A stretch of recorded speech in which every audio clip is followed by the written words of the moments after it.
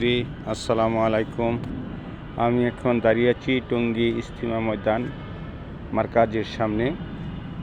এখানে দেশের বিভিন্ন স্থান থেকে মানুষজন আসেন, চিল্লা থেকে, এবং অনেকে চিল্লা যান।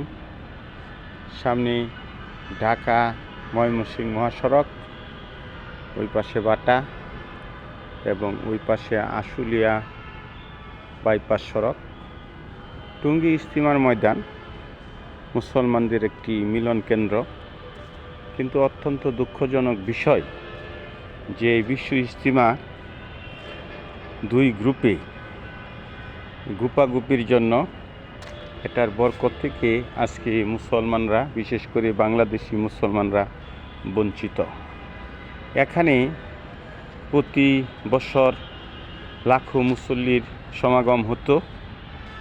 এই বছর আজকে জানুয়ারি মাসের 16 তারিখ 26শে রজব শুক্রবার আমরা ইনশাআল্লাহ এখানে জুমার নামাজ আদায় করব। এবং আমরা অত্যন্ত ব্যথিত হয়েছি, কষ্ট পেয়েছি যে শৈশবে এখানে আমরা ইজতিমার মাঠে এসেছি।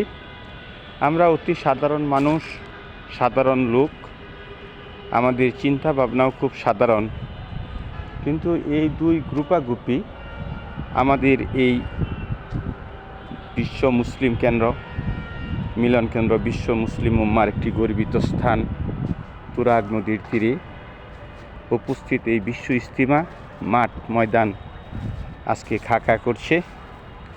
যদিও আমরা মনে করি নিজেরাই, প্রত্যেক গ্রুপেই মনে করে যে প্রত্যেক গ্রুপেই সঠিক পথে আছে।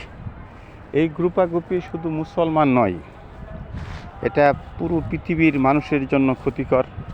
সারা পৃথিবী থেকে এখানে 100টি বেশি দেশের মানুষ এই বিশ্ব ইজতিমা সমবেত হতো। আরব কান্ট্রি থেকে, পার্শ্ববর্তী দেশ ভারত, পাকিস্তান, শ্রীলঙ্কা, মালদ্বীপ, নেপাল, ভুটান, পৃথিবীর বিভিন্ন দেশ থেকে, আমেরিকা থেকেও লোক এসেছে।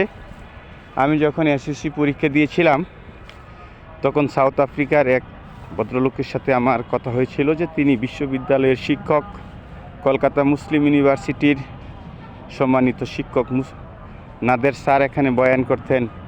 বিভিন্ন বরকতি মানুষ এখানে আসতেন, কিন্তু দুঃখজনক এই বছর বিশ্ব ইজতিমা হচ্ছে না। এটা আমাদের উম্মার জন্য, বিশ্ব উম্মার জন্য বিরাট একটি দুঃসংবাদ। আমরা জানি না কেন এই গুপাগুপি, আর এই গুপাগুপি কবে বন্ধ হবে। আমরা যে গ্রুপে অবস্থান করি সেই গ্রুপে আমরা নিজেদেরকে সহি মনে করি, অন্য গ্রুপকে ভ্রান্ত মনে করি। এটা আমাদের একটা সহজাত প্রবৃত্তি হয়ে উঠেছে। তো এরকম গ্রুপি অন্যান্য ধর্মাবলম্বী যারা আছেন তাদের কাছেও এটা দেখতে শুনতে খারাপ মনে হয়।